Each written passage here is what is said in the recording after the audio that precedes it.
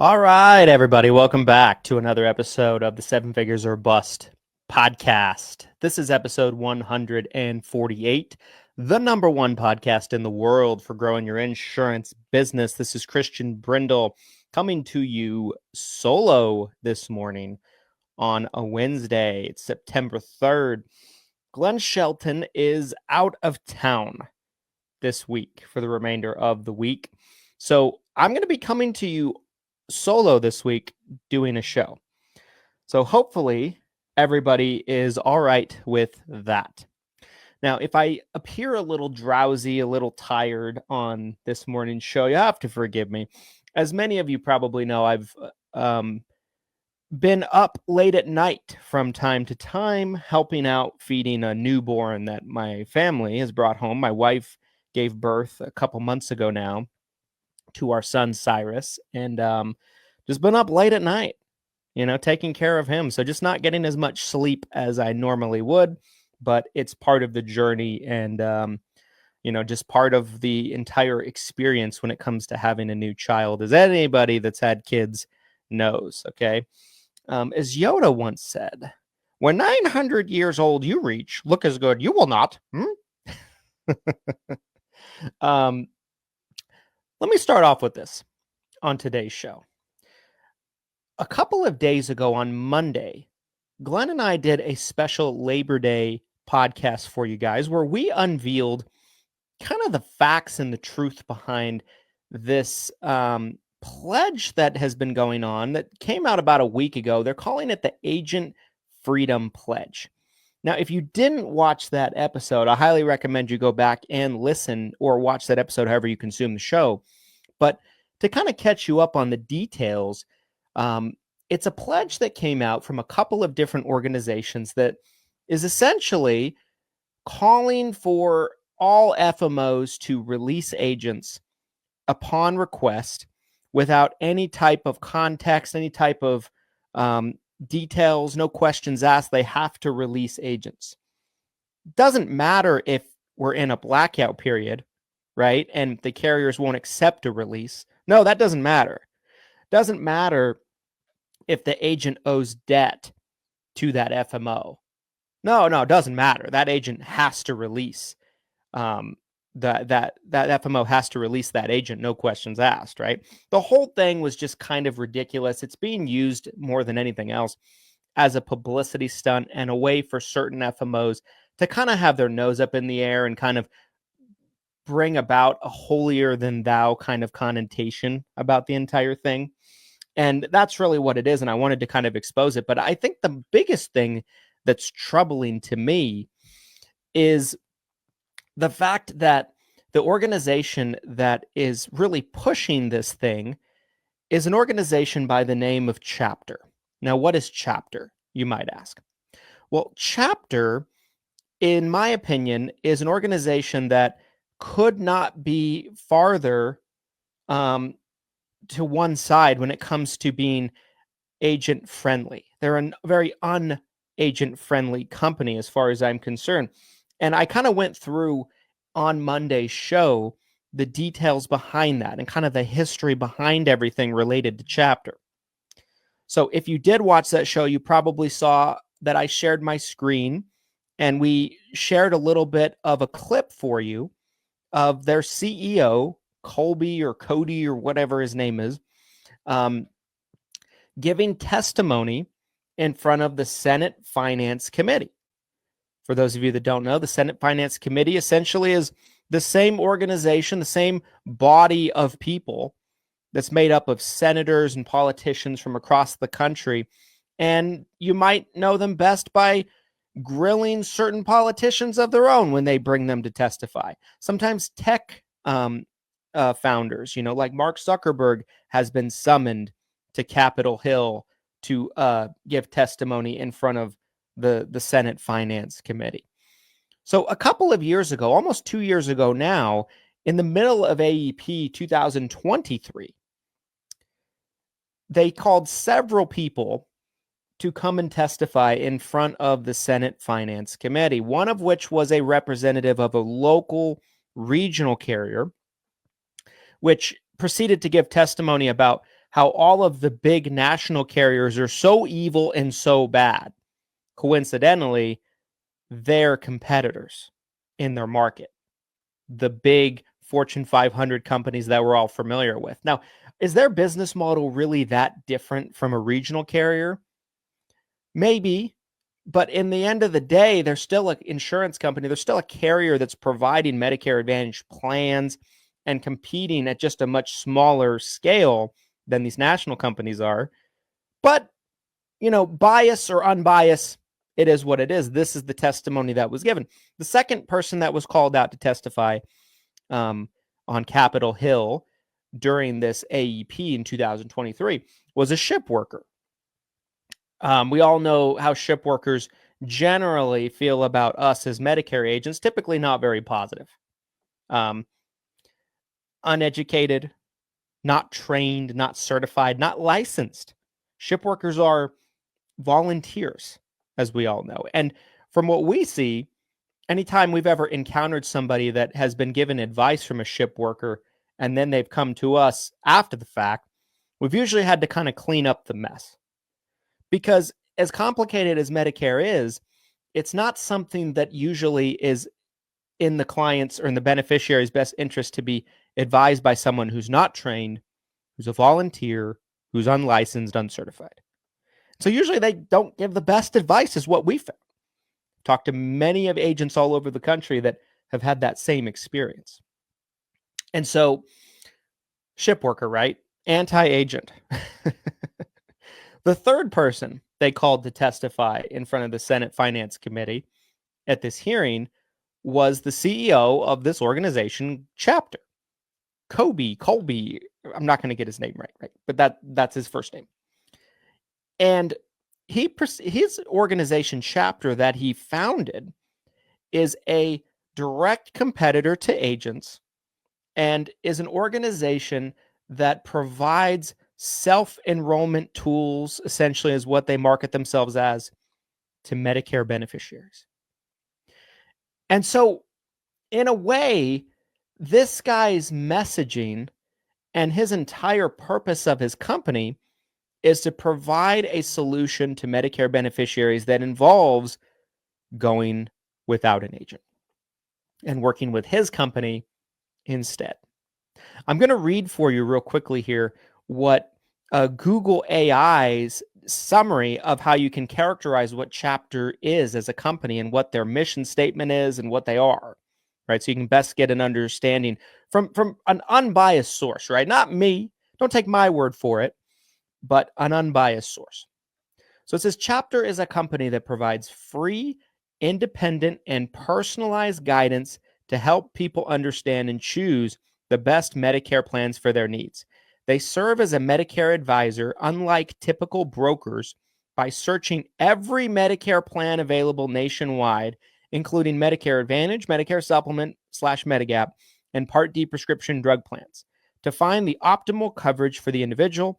Although they are paid by insurance companies for their services, there it is, their compensation does not vary based on the plan they recommend, ensuring a patient-centric approach. So what does that mean? It means that this company Chapter is a direct competitor to agents. They feel like they're providing a better, more transparent service to Medicare beneficiaries than agents. I would argue not. Upon checking out their website just real briefly, and I know some of you after Monday's episode did the same, I searched one area and found that there were plans missing on their website, right? So it's really more than anything else that they are a glorified national agency in a way. They just don't like to call themselves that.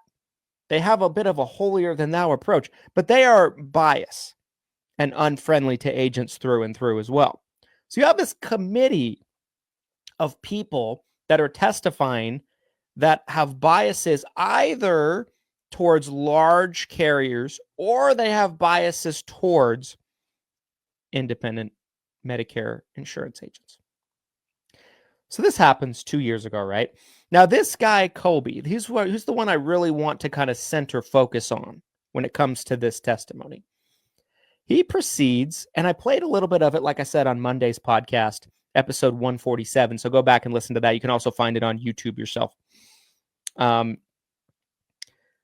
he proceeds to throw agents under the bus. His story that he's told time and time again, really the mission statement for his company, is that his parents became Medicare beneficiaries. They were advised by an agent, and without much context, the story goes that that agent misled his parents, which ended up costing them big. Don't really know how. Don't know if it's on prescriptions not being covered, their doctors of choice not being covered, not getting a claim covered, whatever it might be. But the story goes that his agents were, as the way he puts it, more or less victimized by this agent. Now, it's a good story, right? And so his whole thing is, my parents were the first customers of Chapter because we had to untangle this mess that this horrible, awful, evil broker did to them.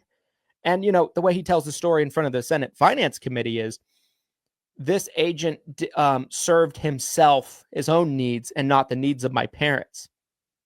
Whew. That's a very, very strong statement to make that does not paint Medicare agents or brokers in a very good light, if you ask me. And so what you have here is several people on this Senate Finance Committee, if you've been paying attention to this, that don't already have a very strong opinion of agents and brokers to start with. This committee is being led on this particular day by Senator Ron Wyden of Oregon. Senator Ron Wyden, for those of you that don't know, does not like agents whatsoever. He's actually proposed some radical changes, but it's clear he doesn't have a very good understanding of the industry. But he does not have a very good opinion of agents. You also have people like Elizabeth Warren on this panel, who also do not have a very good opinion, not just of agents, but the entire industry of insurance and health insurance.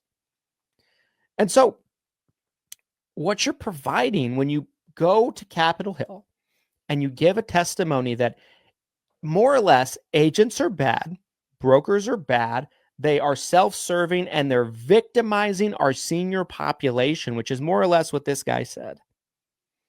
You're providing fuel to the fire to several people on the committee who already are looking for reasons to be hard on agents from a legislative perspective. Okay. So this guy could not be more biased when he says these things, right? This is a guy who runs a service who directly competes against agents.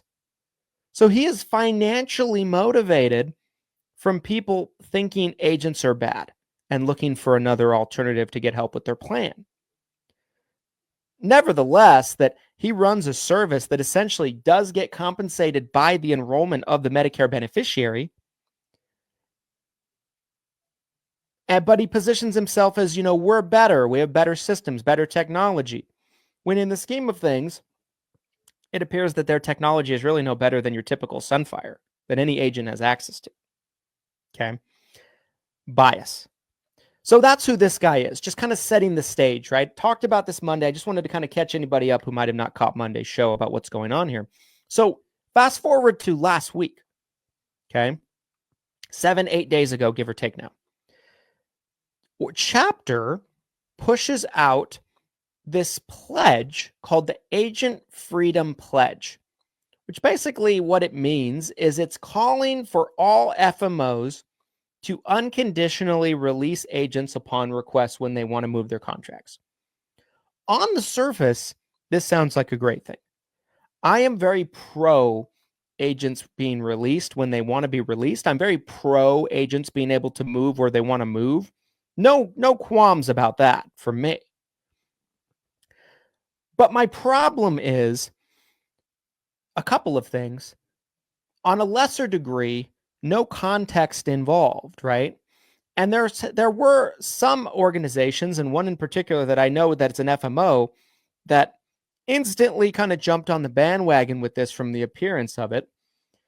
and was like is essentially shaming other FMOs if they don't opt in to pledge with this organization chapter's Agent Freedom Pledge program. Like I mentioned, there are nuances. There are gray area situations where it's perfectly reasonable for an FMO not to release an agent. I talked on Monday about this in great detail. I'm not going to reinvent the wheel here. I'm not going to go right through every scenario, but to summarize it, there are situations where the agent might owe debt to the FMO. There's situations where the FMO might have provided marketing money to the agent from a carrier, which the carrier expects production in return. If they just let that agent go, then the FMO is left holding the bag, right?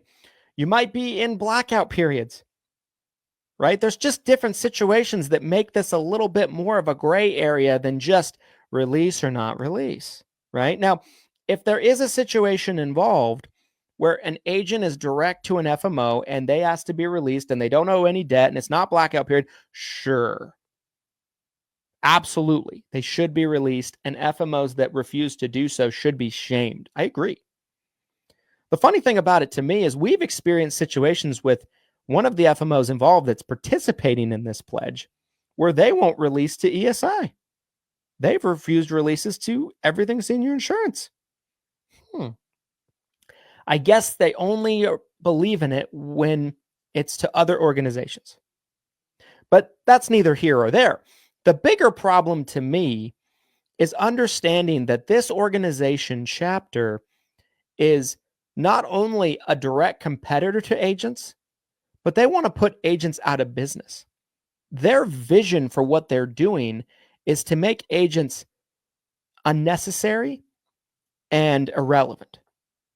That is their mission statement. And not only is that what they're trying to do with their business model, the founder and the CEO has actively made tons of comments that are not agent friendly.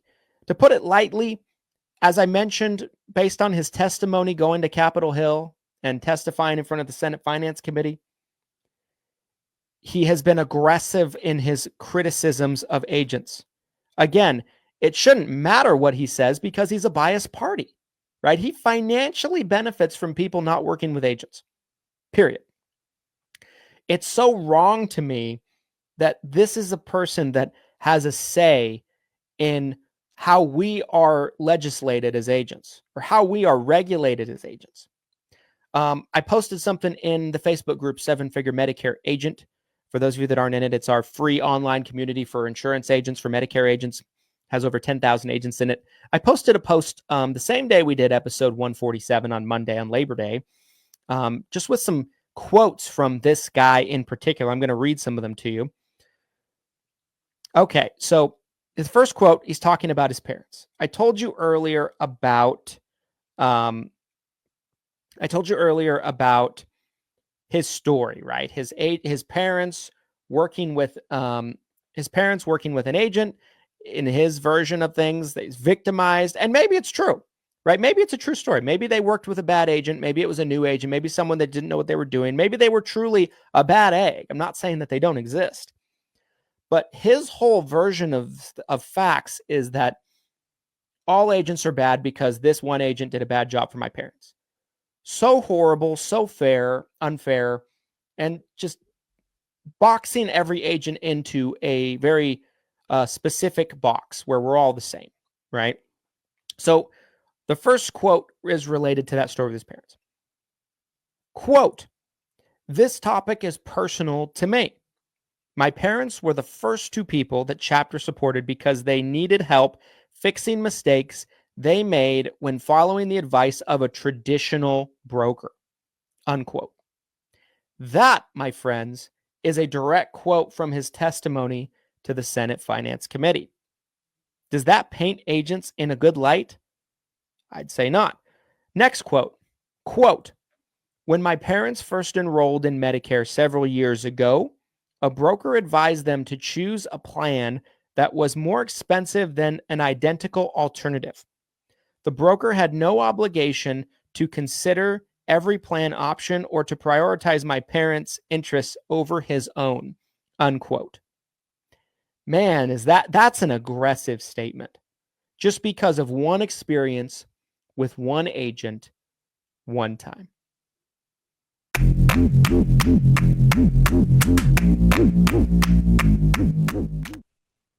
With hundreds of insurance agents and agency owners at the event, this could not be a better opportunity to spotlight your business. If you're looking for a sponsorship opportunity and where to spend your sponsorship dollars this year, the Seven Figure Medicare Agent Summit is the spot to do it. You can have your own booth. You can network with agents. This is the fourth annual summit, so there's going to be a lot of agents there and a lot of agents who are looking for help from vendors for leads, educational vendors. You could have a software tool. There's so many great vendors that we've had in the past, and we're looking at a lot of great opportunities for businesses to sponsor at the Seven Figure Medicare Agent Summit. So if you are looking for a sponsorship opportunity, make sure to check out sevenfiguresmedicareagentsummit.com. Get your tickets today while they're still available and reach out about sponsorship opportunities. We'd love to have you involved with the Seven Figure Medicare Agent Summit in 2025. Now back to the show.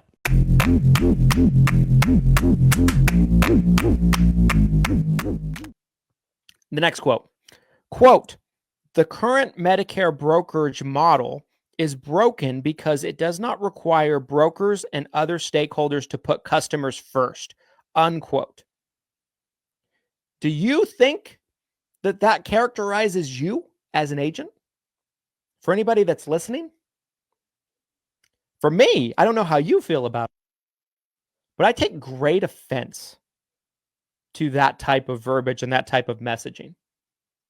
Characterizing us that every single agent in America does not give a shit about the needs of our clients.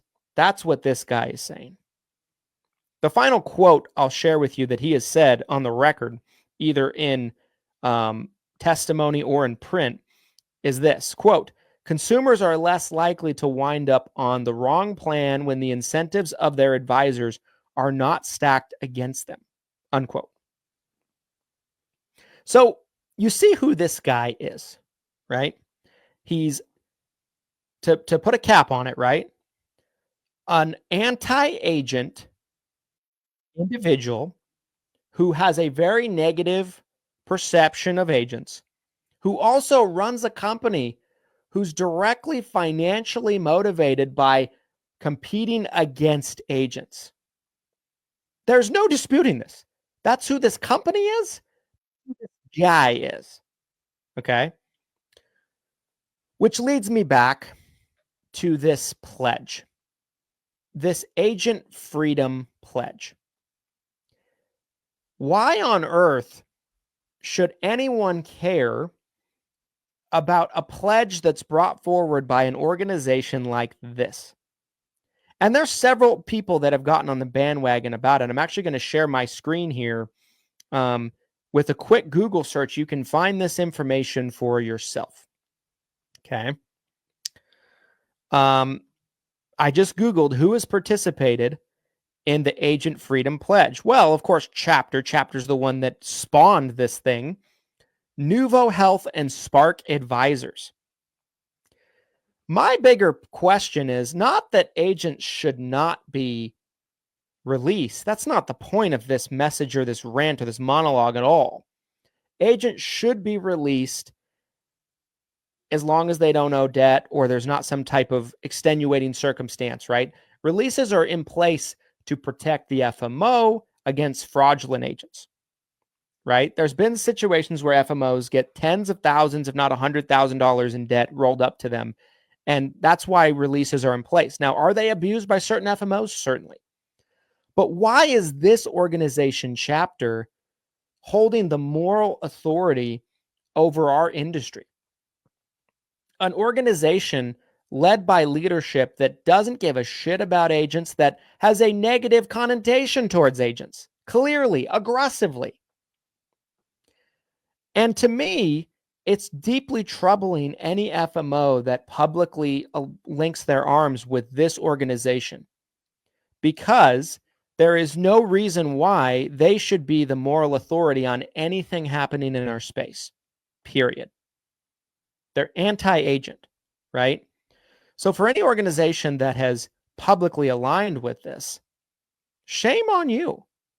You're supporting an organization that is anti-agent through and through. I'll say it again. And if you're anti-agent, what kind of message does that send to all of your agent partners? Not a great one, if you ask me. You are directly supporting the cause of an organization that wants all of your agents to not work and to go out of business. That's what we're talking about here. I heard a rumor from an agent that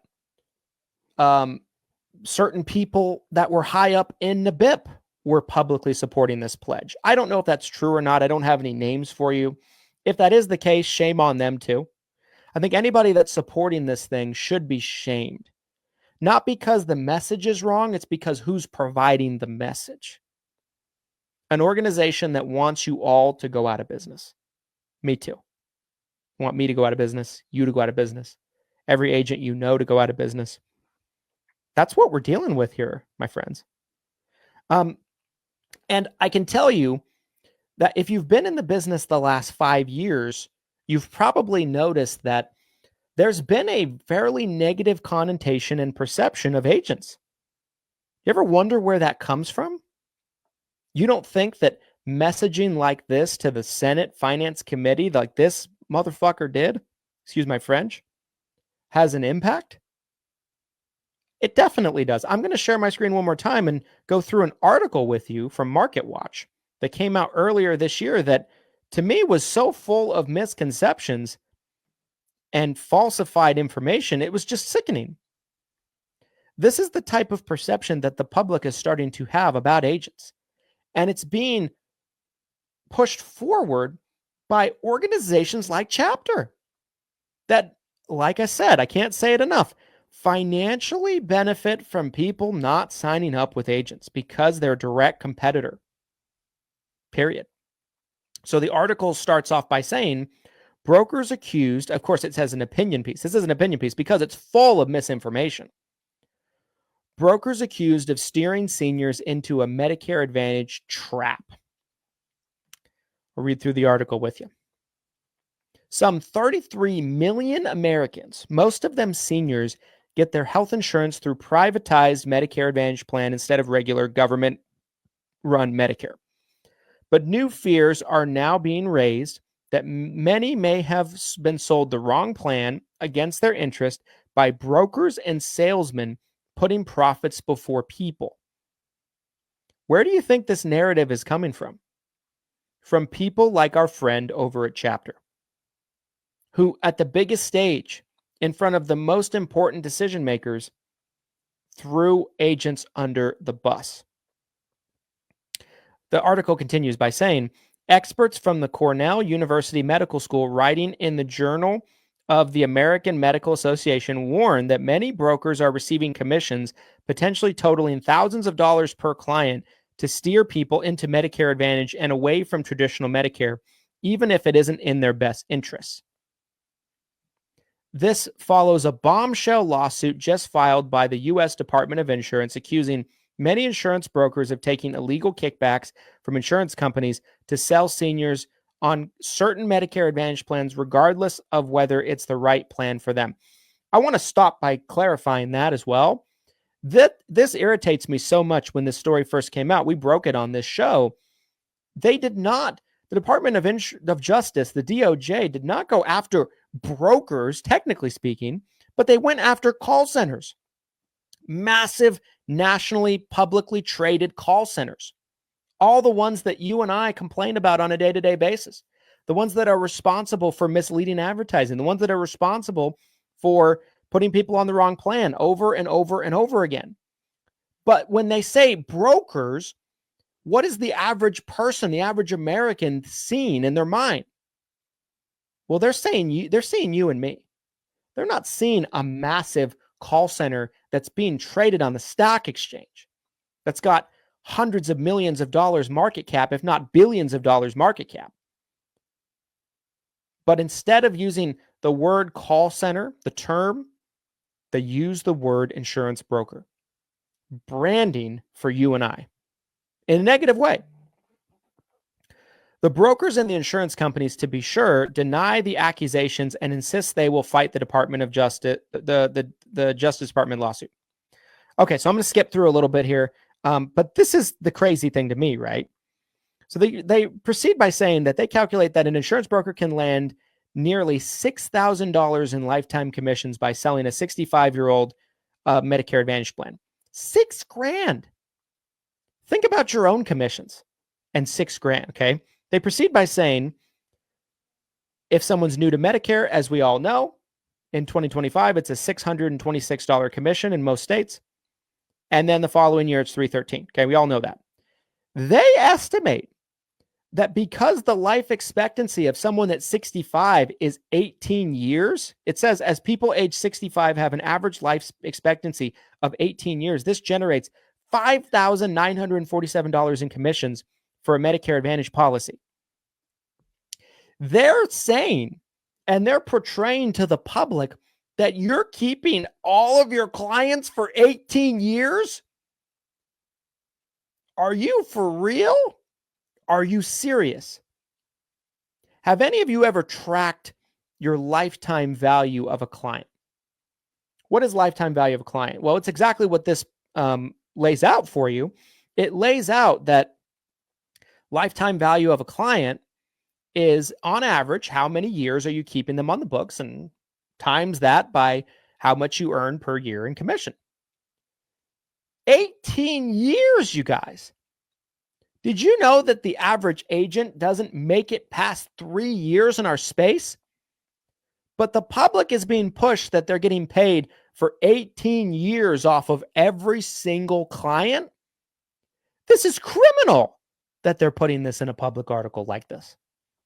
But again, this type of narrative is being pushed by people like our friend Colby at Chapter to the Senate Finance Committee. The average lifetime expectancy of a client being 18 years does not mean you keep their business for 18 years. If you have a lifetime value of a client that is 6, 7, 8 years, it's very strong. So what are you talking about, Market Watch? You don't know what you're talking about. But perception is reality. And this is the battle we all have to face. Meanwhile, commissions that a broker is likely to get for selling Medigap and Part D private health plans to an enrollee in traditional government-run Medicare are likely to sum to 50 to 70% of this total. They estimate it would be $3,000 to $4,200. Where are they getting these numbers from? Every statistic from our industry I've ever seen, from any data company I've ever seen, estimates that Medigap plans stay on the books longer than Medicare Advantage plans for agents. Through and through. Why? Well, it's easy. We all know the answer. Because Medicare supplement plans and Medigap plans don't have as much service work. The plans don't change. The plans don't cancel. They don't pull out of markets. The coverage is exactly the same. It's simple. It pays for everything, right? Medicare Advantage plans are much more volatile. It's much easier to lose a Medicare Advantage policy compared to a Medicare supplement policy. So this is just nonsense, baloney. There are plenty of situations where our organization has earned much more commission over a lifetime value of a client on a Med Sup than we have a Medicare Advantage plan. But these numbers are pie in the sky because a lifetime expectancy of a 65-year-old is 18 years. They estimate that means you're going to get paid for 18 years forever. The client's never going to change. The client's never going to sign up for another plan. The client's never going to move out of your state. According to Market Watch, full of disingenuous, inaccurate information. I share this article with you this morning, not to fire you up or trigger you necessarily, but to kind of show you and put into perspective here the negative connotation that agents are getting publicly. This is not an industry knowledgeable article. It's a finance article that doesn't know much at all about our industry, and it shows through reading it. But do you think the average person from the outside looking in knows that? Probably not. Probably not. And where does this negative connotation come from? Well, it of course comes from bad actors. First and foremost, it comes from these publicly traded call centers that these articles are calling brokers, which is so unfair to put us all in the same category. Do you think if you're listening to this and you are a single independent agent working on your own, that you should be lumped into the same category as eHealth or GoHealth or SelectQuote? I don't. Our organization is much bigger than just me. We should not be lumped into the same category as SelectQuote, GoHealth, eHealth. It's not even close to the same type of company. But of course, bad actors and these massive call centers and what they're doing kind of shape the perception of the industry. That's for sure. But in addition to that, people like our friend Colby or Kobe, who run organizations like Chapter. Again, I'm going to say it one last time. Anti-agent financially benefits from agents not existing. Wants agents to not exist anymore because he would become rich. He would capture market share in a way that he never fathomed if there were no agents. So he's financially incentivized to spew the talking points that he does from a rooftop. Yet he's the one that's invited to the Senate Finance Committee to testify. I say all this to say, you should be condemning anybody who aligns with anything that Chapter comes out with. All of a sudden, Chapter is the champion for agents.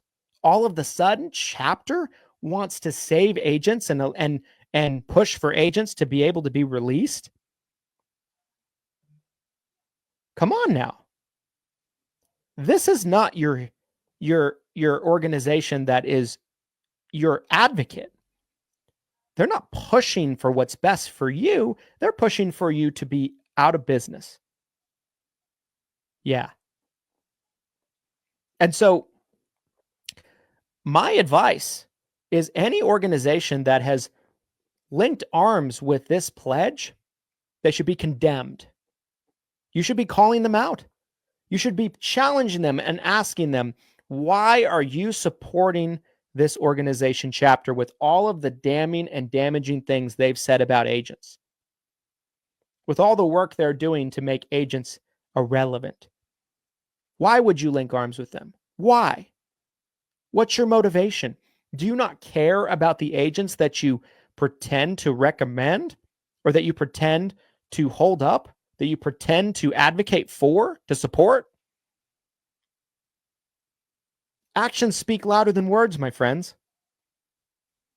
And the actions of this, to me, are deeply troubling. It might be used on the surface as a recruiting tactic, as a we are holier than thou type of messaging to fool the average agent who's not paying attention into thinking that they're doing something that other FMOs aren't.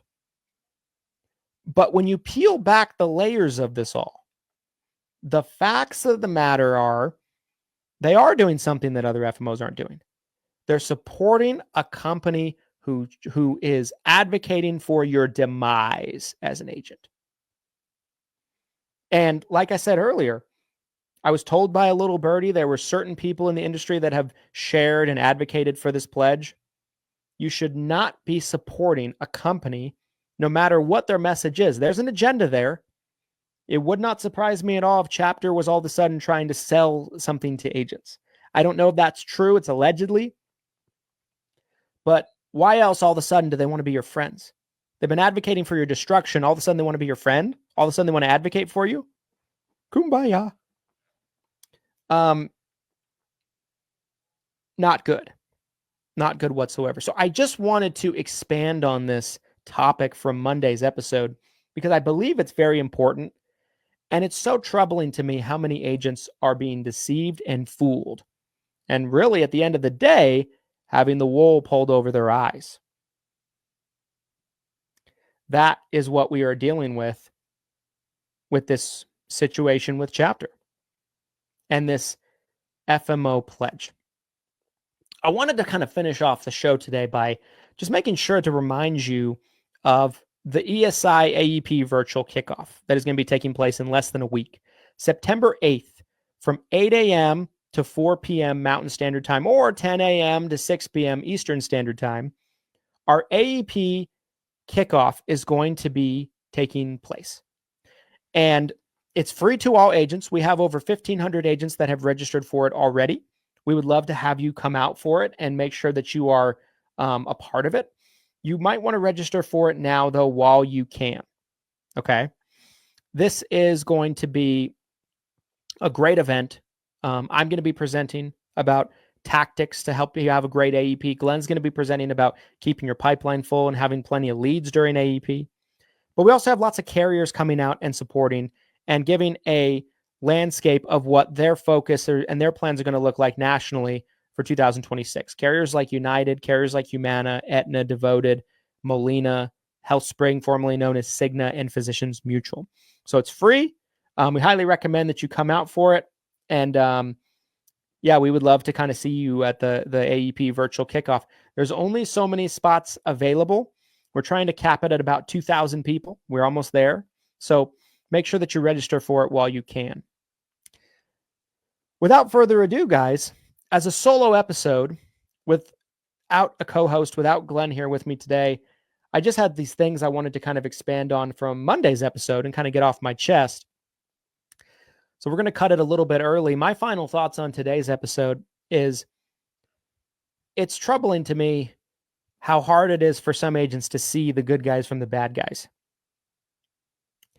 And it's important, in my opinion, to make sure that you're seeing through some of this stuff, right? Hopefully this shined a light on what's really going on with this. It's nothing more than just an attempt to pull the wool over your eyes.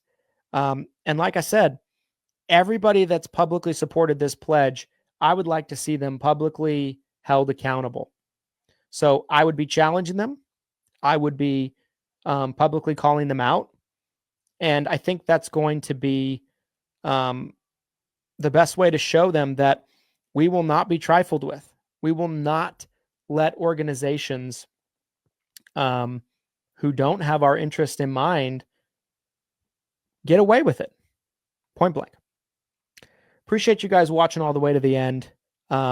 If you watch this live or you watch the replay, regardless of how you consume today's show, we'd appreciate the support if you would give us a like, comment, subscribe, 5-star review, whatever the platform of your choice will allow you to do. We certainly appreciate the support. And we'll see you guys on the next episode. Here's to your massive success and a successful AEP. We'll see you on the virtual kickoff, and we'll be back tomorrow with another show. Thanks, everybody.